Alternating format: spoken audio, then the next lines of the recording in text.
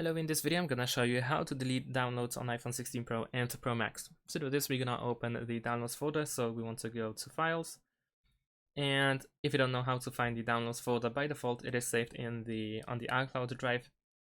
You should be able to find downloads. If not, then go to Browse, and in Location you should be able to choose iCloud Drive. Of course, you may also find some of the downloaded files on your iPhone instead, some over here. But essentially this is the main folder. Now of course, in order to delete something, you can press and hold your finger on the file, and then you have the option to delete it. There we go. If you want to, you can also press on these three dots and then choose to select. So you can select multiple files and then press this trash icon over here at the bottom in order to remove selected files. You can also go to Browse and choose recently deleted.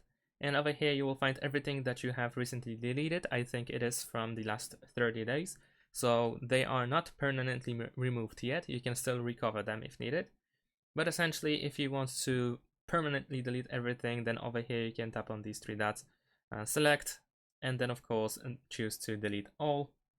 You can also choose to select what you exactly want to remove, and you can keep some of these files for the, let's say, 30 days.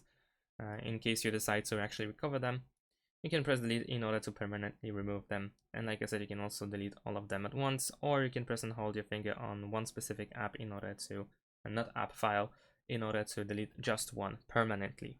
And that's it. Thanks for watching, leave a like and subscribe to my channel, and see you in my next videos. Bye.